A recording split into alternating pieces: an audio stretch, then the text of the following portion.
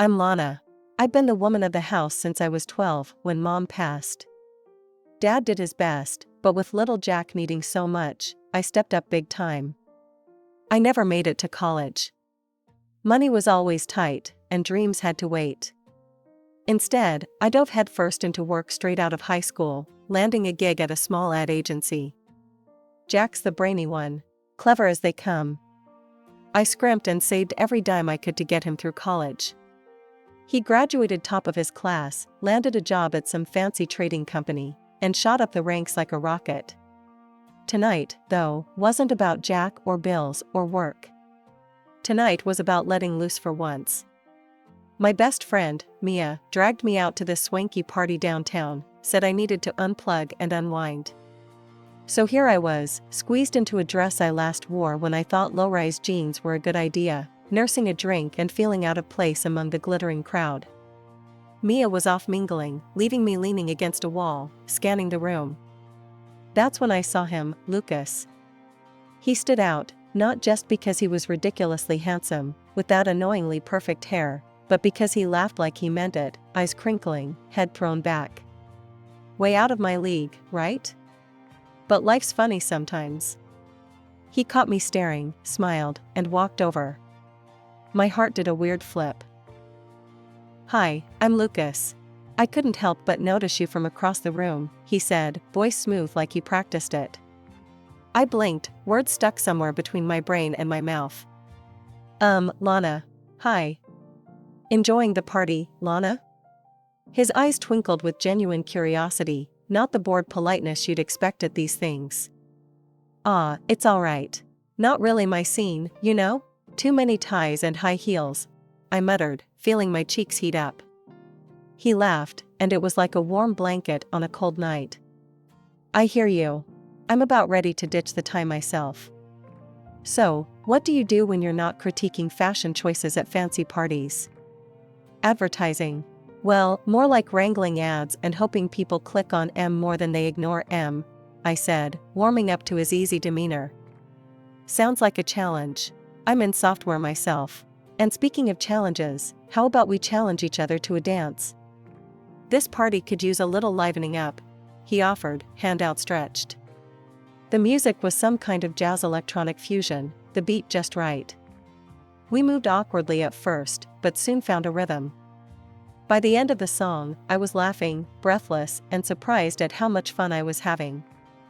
As the party wrapped up, Lucas leaned in. "Could I see you again? Maybe somewhere less sparkly?"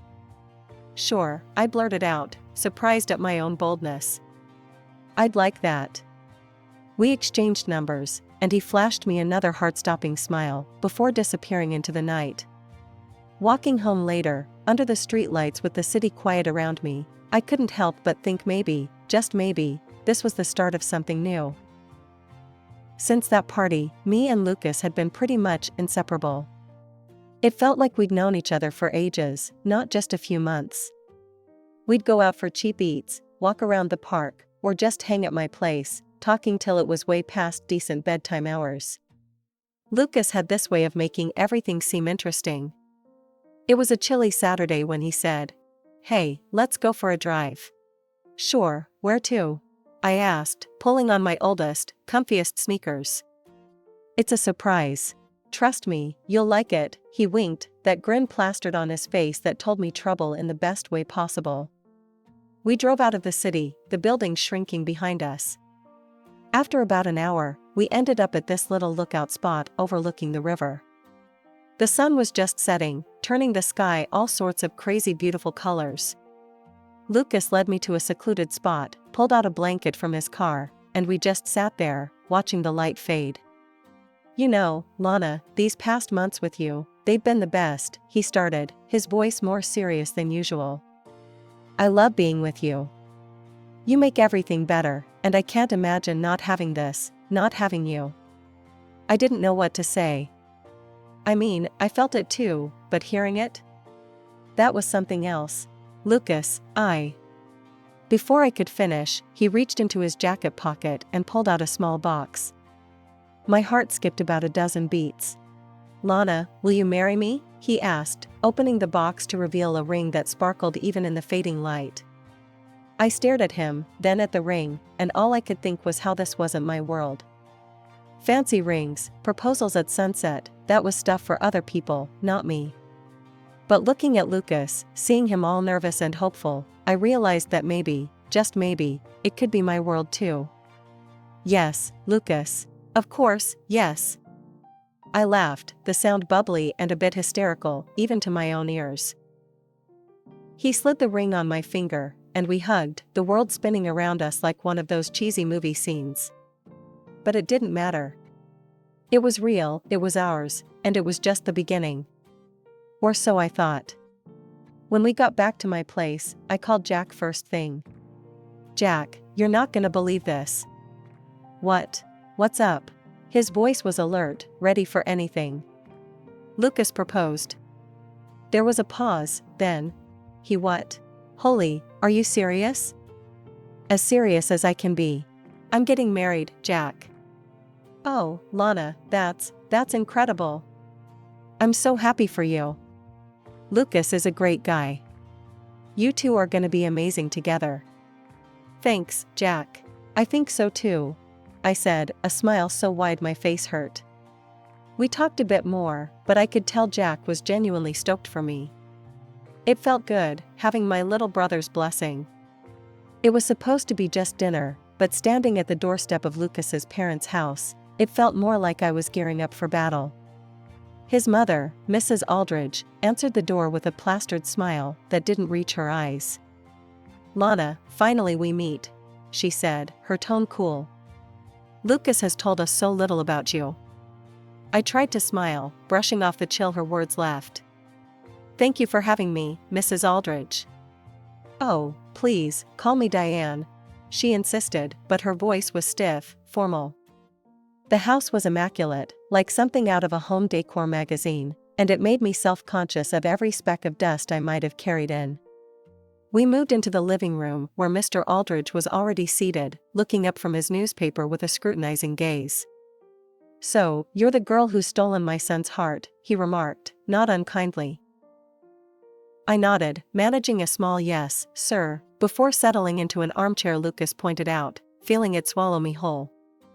Diane didn't waste any time. As soon as we were seated, she began her interrogation, her questions sharp and her curiosity seeming more like an investigation. "Lana, Lucas mentioned you grew up locally. Tell me about your family." I cleared my throat, feeling Lucas's tense gaze on me. "Well, it's just been me, my dad, and my younger brother for a long time. My mom passed away when I was young." Diane's eyebrows rose slightly, and she exchanged a quick, unreadable look with her husband. "I see. And without a mother, how did you manage the finer aspects of becoming a lady?" Her question stung, its implication clear, but I kept my composure. "My dad did his best, and I learned to handle things myself. It made me independent, strong." Diane murmured, glancing up as if assessing this information. She then continued, "And your education? Lucas mentioned you didn't go to college?" I nodded, feeling the old familiar pang of inadequacy. "Yes, I went straight into work after high school. I built a career in advertising from the ground up." Diane's smile thinned. "Fascinating. And here I thought Lucas would marry a woman of educational standing." Her tone was polite, but the underlying criticism was palpable. Diane turned to call for a servant. "A glass of water, please." She turned back to me, popping a pill into her mouth as soon as the water was handed to her. I sometimes need a little something to help me digest, surprises. The dinner progressed painfully. Each course served was like another round in an unspoken contest I didn't sign up for. Lucas tried to change the topic to lighter subjects, but his attempts fell flat as his father suddenly dropped a bombshell. "Tell me, Lana," Mr. Aldridge said, his voice carrying across the table. "Is there perhaps another reason for this rushed engagement? You aren't expecting, are you?" My face heated up at the blunt question. "No, sir," I replied, my voice a mix of shock and indignation. "It's not like that at all. As dinner wrapped up, I felt defeated, the weight of their judgments pressing down on me. I looked to Lucas for support, but he was preoccupied, his attention more on his phone than the conversation. It hurt, seeing him so detached when I needed him most. The months leading up to the wedding were a blur of appointments, decisions, and constant second-guessing, mostly thanks to Diane. She had a knack for making the simplest choices feel like life or death decisions. Jack was my rock through all of it, always ready to lend an ear or a hand. Jack and I were in the middle of discussing table settings one afternoon when I got a call from her. I put her on speaker so Jack could listen in, a grimace forming on my face as I braced for the onslaught. "Lana, are you sure you want to go with these colors? I mean, they're a bit, well, plain, don't you think?" Diane's voice would always drip with a blend of disdain and false concern. "Diane, we thought these colors were neutral, elegant." I tried to defend our choice, but my voice wavered under her scrutinizing tone. "Darling, neutral is just another word for boring. Remember, this wedding isn't just about you, it's about our family too. We have a reputation to uphold," Diane responded sharply. Jack rolled his eyes, mouthing, "Here we go again," as he listened. Frustrated, I suggested, "What about adding some brighter accents? Maybe some red napkins? They could really pop against the white tablecloths." There was a pause on the line. "Red? Are you serious? That's the epitome of tacky, Lana. Red is so garish. It's completely out of the question." Diane shot down the idea instantly. Yet, just a week later, at a meeting with the venue's event coordinator, Diane did a complete 180. "You know what would really stand out?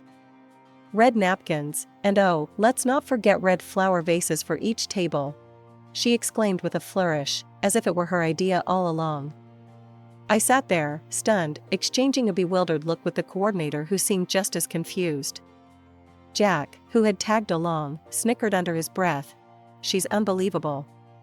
Did you not say last week that red was tacky?" I couldn't help but confront her as politely as I could manage. Diane waved a dismissive hand. "Oh, I meant it's tacky if not done properly. But I trust this lovely lady to handle it with class," she cooed at the coordinator, completely ignoring my input. Later, I vented to Lucas about his mother's contradictory and controlling behavior. "She's driving me insane, Lucas. It's like she's doing this on purpose. Last week, red was tacky, and now it's her brilliant idea?" Lucas sighed, rubbing the back of his neck. "Lana, that's just how they are. They're set in their ways. We can't change them. You know how my mom likes to take charge. Maybe it's easier if we just let her have this one." I was flabbergasted. "Easier for who, Lucas? This is our wedding, not just a party she's throwing." He didn't have an answer for that, just a shrug and a helpless look that said he was as caught in the middle as I felt. The morning of my wedding, the air buzzed with a mixture of excitement and nerves. I stood in front of the mirror, adjusting the delicate lace of my dress, the fabric falling perfectly just how I'd always imagined. My dad knocked gently on the door, poking his head in. "Ready, Lana?" he asked, his eyes misty. I took a deep breath, smoothing down my dress one last time. "As I'll ever be, Dad." He offered his arm, and I took it, feeling the weight of the moment settle over me. We walked together, the sound of our steps mingling with the soft music that filled the air. As we emerged, the sight of friends and family all turned to watch us approach filled me with a warmth I hadn't expected. My dad squeezed my hand as we walked, his presence a calming force. Approaching the altar, my heart skipped a beat, but not just from seeing Lucas waiting there.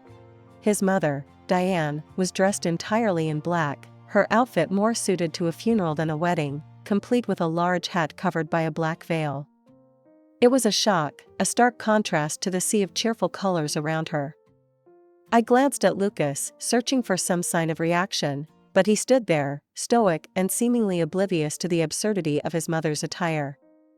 We reached the altar, and Dad handed me over to Lucas, with a tearful smile. I hugged him tightly, whispering a thank you that caught in my throat as emotions threatened to spill over. The ceremony proceeded, and it came time for the speeches. I took a deep breath, turning to address the gathering, my hands shaking slightly as I held my notes. I want to start by thanking my dad, I began, my voice strong, despite the shaking. Dad, you raised Jack and me on your own, sacrificing so much to give us a life full of love and laughter. You taught us the value of hard work and the importance of sticking together. A murmur of agreement rippled through the crowd, and I saw Dad wiping away tears, his chest swelling with pride. I also want to thank Lucas's parents, Diane and Michael, for raising such a wonderful man, I continued, turning towards them with a respectful nod. Lucas is kind, intelligent, and caring, qualities that are a direct reflection of both of you. As I spoke these words, Diane's sobbing became louder, her cries theatrical as she lamented. Today is a day of mourning. I have lost my son to this unworthy woman. The crowd shifted uncomfortably, the tension thick in the air. Lucas, face flushing red, stepped up to speak next, his mother's sobs still echoing around us. I want to thank my parents for everything, Lucas began, his voice steady, but his eyes avoiding mine. For your love, your guidance, and your unwavering support. As he continued, I felt a pang of hurt. He didn't mention my dad, not even a nod to his efforts or the bond we shared. Leaning closer, I whispered to Lucas, "You might want to thank my father too. It's only polite." Lucas barely glanced my way. His omission stung, a sharp reminder of the divides between our families, and the support I felt slipping away. A moment later, Diane, clad in her dark attire, rose from her seat with a flourish. The chatter around the room hushed as all eyes turned to her. She cleared her throat dramatically, holding up several sheets of paper. "I have something I must say to the bride," she announced, her voice piercing the tense silence. Everyone, including me, froze. It wasn't customary for the groom's mother to make such a speech, but there she was, stepping forward, a determined look in her eye. "Since meeting Lana," Diane began, her voice thick with emotion, "I have undergone considerable stress. The shock has been so severe that I've incurred expenses for psychological consultations and medication." The crowd murmured, some in sympathy, others in disbelief. She continued, "Therefore, I demand compensation for the emotional damage caused by this union." Diane then produced a document and a sleek pen from her purse, thrusting them towards me. "I require that you, Lana, sign a contract to pay us $7,000 monthly for a year to cover these costs." The room was so quiet you could hear a pin drop. I stared at her, my heart pounding, and then turned to Lucas, searching his face for any sign of objection. But instead, he nodded in agreement with his mother. "Lana, you need to respect the new family rules," Lucas stated loudly, enough for everyone to hear. "Please sign the document." I felt like I was in a nightmare, my legs rooted to the spot. Before I could process the humiliation, Jack, who had been a silent spectator until now, stood up and strode towards me. His face was set, his jaw clenched. "This is ridiculous." Jack's voice boomed across the hall. He snatched the document and pen from Diane's hands and tossed them onto a nearby table. "I won't let anyone treat my sister this way." He turned to address the crowd, his voice filled with passion. "Everyone, I thank you for being here on what should have been a joyous occasion. But I cannot stand by and watch as my sister is insulted and demeaned." Jack paused, his gaze sweeping over the guests, then landing on me with softness. "Lana sacrificed her education for me. She worked to ensure I could succeed, and today, I plan to thank her by gifting the newlyweds an apartment and sending my new in-laws on a world trip." The murmurs grew louder, a mix of shock and support bubbling in the room. However, Jack's voice grew stern. "Seeing how they've treated her, I can't allow this marriage to proceed. Lana deserves better." He stepped forward, placing a protective arm around my shoulders. "There will be no wedding today. Please, take your gifts and go home. The apartment and the trip will go to my sister, she deserves a vacation." The room erupted in applause, some guests standing to clap louder. The echoes of applause were still ringing in the hall when Mr. Thompson, the president of the company where my brother worked, stepped up to the altar. Ladies and gentlemen, Mr. Thompson began, his voice firm and carrying effortlessly. I'm here not just as a spectator but as someone who has seen firsthand the kind of character and dedication Lana has instilled in her brother, Jack. He nodded towards me, a serious look on his face. Turning to my father, he extended his hand, which Dad shook, overwhelmed by the unfolding events. Sir, you've raised a remarkable daughter and a son who stands by his family with unwavering loyalty and integrity. The room filled with another round of subdued applause. Mr. Thompson then turned sharply towards Lucas, who was already looking quite shaken. And now, to you, Lucas. Lucas's face was pale, his eyes darting nervously. Lucas, I offered you a position in our company at the recommendation of Jack, Mr. Thompson continued, his tone hardening. However, in light of today's revelations and your apparent lack of respect and support for your would-be wife, I must set new rules for our company. Effective immediately, I am withdrawing my offer of employment to you. The room gasped, the weight of his words not lost on anyone, especially not on Lucas, who staggered slightly as if he'd been physically hit. Lucas's mother burst into loud, wailing sobs. This is all your fault, she screamed at me, pointing a trembling finger. You've ruined my son's career. As the guests began to disperse, the atmosphere was thick with a mix of shock and support. Some approached to offer their condolences, others their congratulations for dodging a bullet. Lucas stood off to the side, his figure slumped, the realization of his losses sinking in. Jack, ever the protector, didn't leave my side. Come on, Lana. Let's get you out of here and to your new apartment. You need a fresh start, away from all this drama. When we arrived at the apartment Jack had gifted me, I was taken aback by the modern layout and the comforting ambience. Jack, this is amazing, I murmured, taking in the view from the large living room window. It's all yours, Lana. No strings attached, no unfair compromises. Just a place where you can be yourself and figure out what you want next, Jack said, draping an arm around my shoulders. 3 months had whisked by since the day that should have tied me down, but instead set me free. Here I was, miles away from home, on a journey around the world with Dad and Jack, the very trip Jack intended for those who never deserved it. As our plane cut through the clouds toward our next destination, I couldn't help but feel the vast distance from everything that had tried to confine me. Jack nudged me as I stared out the window. Thinking about how high we are, or just daydreaming about pastries from that Parisian cafe? I laughed, shaking my head. Honestly, just enjoying the distance from all the drama. The conversation drifted to lighter topics, laughter filling the spaces between us. But amidst the casual banter, my thoughts sometimes drifted back to Lucas and his mother. Word had it that Lucas turned into a pariah in the business world, doors slamming shut as his reputation tanked, thanks to his own actions and his mother's antics. And Diane, once a social butterfly, found herself shunned, her schemes and demands at the wedding reaching legendary status among her circles. It was a fitting end to their saga, one might think, but I seldom let my mind linger there. Instead, I focused on the journey.